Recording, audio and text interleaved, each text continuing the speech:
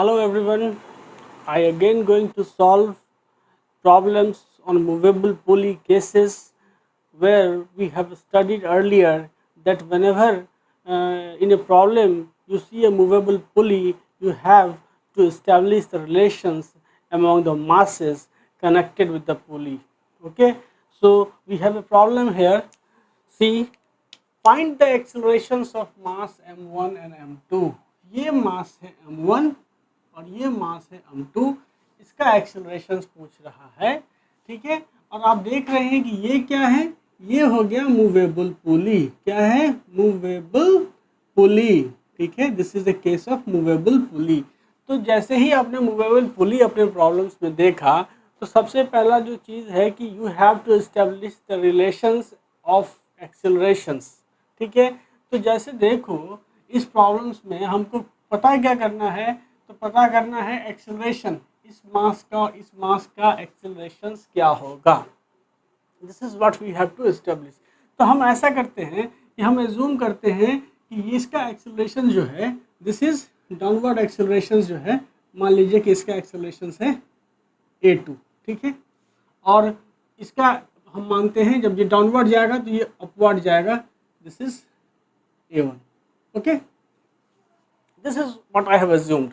Now suppose करिए कि किसी पर्टिकुलर टाइम t में ये जो पुली है वो ये पुली यहाँ से हट करके ये नीचे की ओर यहाँ इस पॉइंट पे आ जाती है, और ये कितना डिस्टेंस ट्रेवल करती है, सपोज करिए ये x2 डिस्टेंस ट्रेवल किया।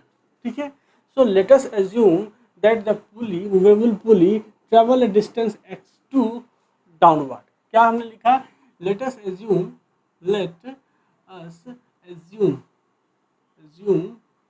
that the movable pulley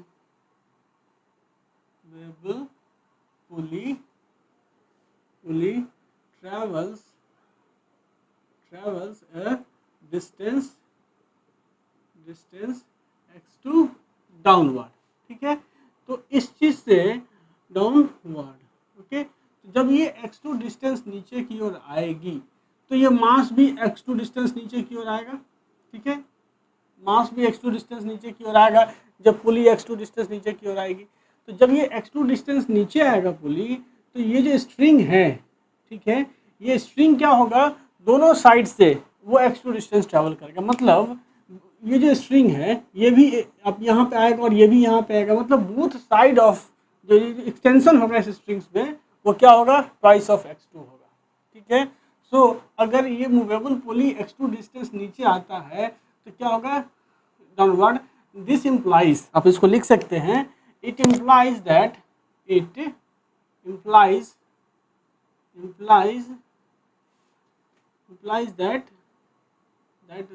the string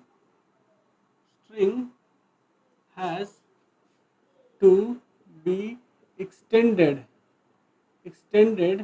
by a distance x2 in both side। मतलब क्या कि अगर ये पुली नीचे आया x2 डिस्टेंस तो इस स्ट्रिंग में क्या होगा, दोनों साइड में x2 डिस्टेंस का जो है सो एक्सटेंशन होगा। ठीक है, तो जब दोनों साइड में x2 डिस्टेंस का एक्सटेंशन होगा मतलब स्ट्रिंग कितना खींचा, तो ट्वाइस x2 खींचा। अगर ये जब आप इसको ऐसे एज्यूम करते हैं, ये पुली यहाँ आ गई। ठीक है, ये पुली यहाँ आ गई। अब ये पुली जब यहाँ आई तो ये जो रस्सी है ये यहाँ भी इतना दूर x2 डिस्टेंस और ये भी x2 डिस्टेंस ही होगा, तो दोनों x2 डिस्टेंस में ट्वाइस x2 का एक्सटेंशन हुआ स्ट्रिंग में। तो मतलब इस m1 को ऊपर कितना डिस्टेंस ट्रेवल किया, twice x2।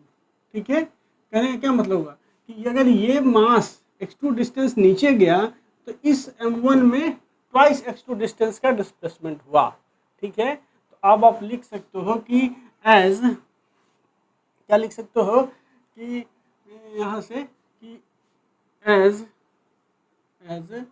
The distance as m1 travels twice x2 distance. ठीक है, ये कितना,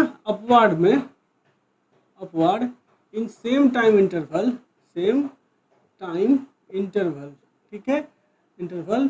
एंड सो आप ये इस्टेब्लिश कर सकते हो कि एक्सेलरेशन जो a1 है मैग्नीट्यूड के टर्म्स में, एक्सेलरेशन जो a1 है वो क्या है, तो इसका जो एक्सेलरेशन है दोगुना है a2 के एक्सेलरेशन से, मतलब ट्वाइस ऑफ a2। ये आपने इस्टेब्लिश कर लिया कि a1 का जो एक्सेलरेशन है वो a2 के एक्सेलरेशन का दुगना है।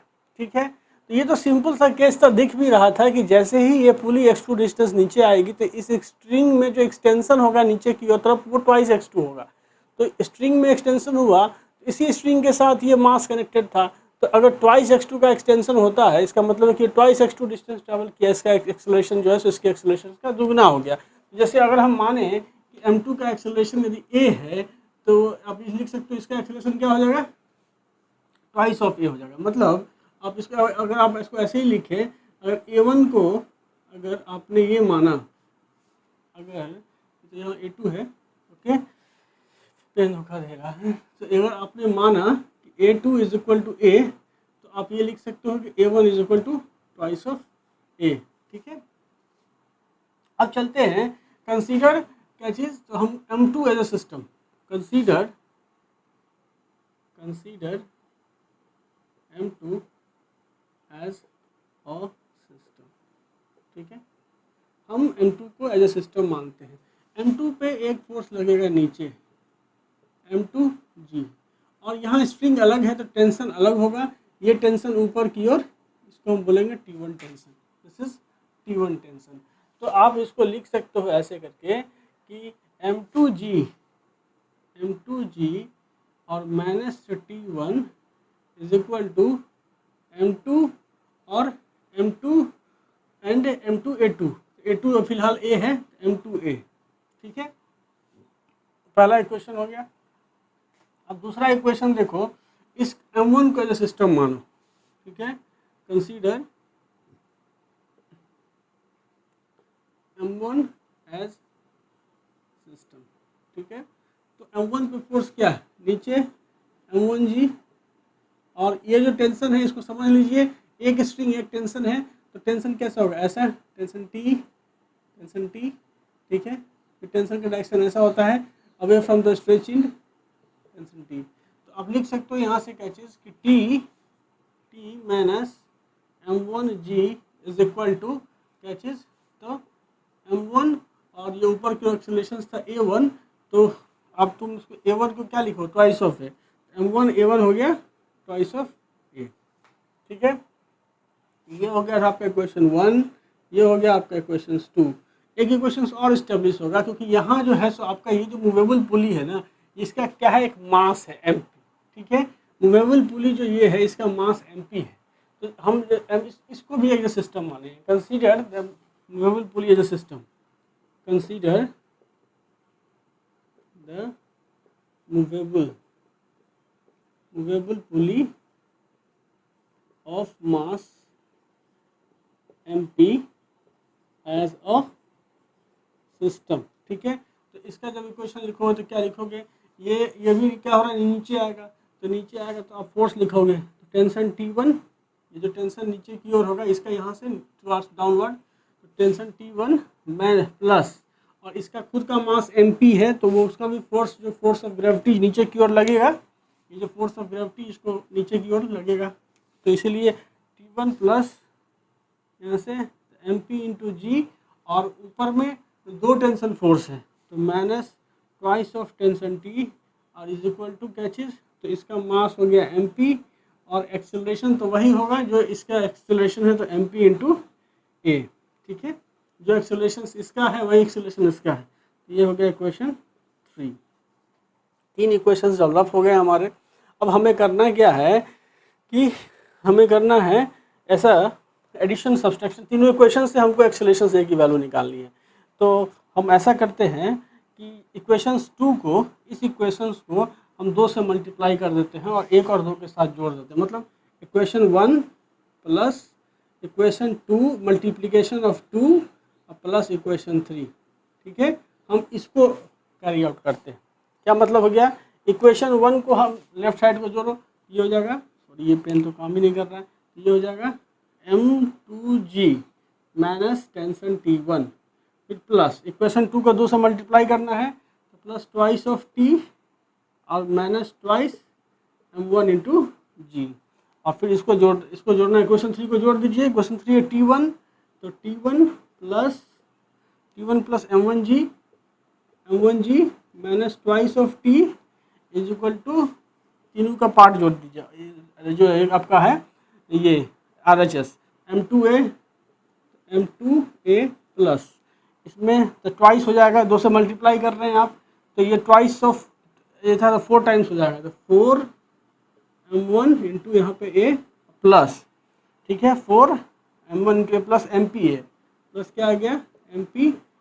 अब देखो यहाँ से अगर गौर से देखा जाए क्या क्या कटा, ये और ये T1 कटा, 2T कटा, ठीक है। तो अब आप लिखो इसको यहाँ से क्या चीज़, तो m2g minus twice of m1g, ठीक है, और plus twice of m1g plus क्या चीज़, तो प्लस m1g बराबर यहाँ से क्या चीज़, तो m2a plus 4 times of m1a plus MPa। तो अगर आप देखें इसको, इस इक्वेशंस को, ये जो आप लिखा है आपने इसको, ये क्या T1 प्लस MPg था, यहाँ जो तो ये T1 प्लस MPg, ये जो इक्वेशंस था T1 प्लस MPg, ये MPg था, ठीक है, इसलिए यहाँ MPg लिखाएगा, ठीक है। तो अब यहाँ से a कॉमन लेकर करोगे तो यहाँ से क्या निकलेगा, a is equal to m2, ठीक है, m2 प्लस यहाँ से m2 plus MP minus twice of m1 बट्टा में क्या चीज़, तो इसको करो तो ये m2 plus 4 times of m1 plus यहाँ पे MP, तो आपका एक्सेलरेशन a का वैल्यू निकल गया, ठीक है, किसका, ये जो डाउनवर्ड एक्सेलरेशन से ये निकल गया। तो मास m2 करा क्या चीज़, एक्सेलरेशन से तो मास m1 m2, m1 का एक्सेलरेशन निकाल दिया, और m2 का एक्सेलरेशन क्या है, तो ये है ट्वाइस a अपवर्ड, ठीक है। ये तो हो गया, ये एक्सेलरेशन क्या हम मान के चल रहे हैं, ये है डाउनवर्ड, और जो आपका इसका एक्सेलरेशन है दिस, ये एक्सेलरेशन क्या, एक्सेलरेशन ऑफ m1 तो m2 का निकला, दिस इज एक्सेलरेशन ऑफ क्या, एक्सेलरेशन ऑफ m2, और उसके बाद एक्सेलरेशन ऑफ m1 जब निकालेंगे ऑफ m1 तो क्या हो जाएगा ट्वाइस ऑफ a, इसलिए 2 से गुना कर दो, तो m2 plus MP minus twice m1 बट्टा यहाँ से m2 plus 4 times of m1 plus MP।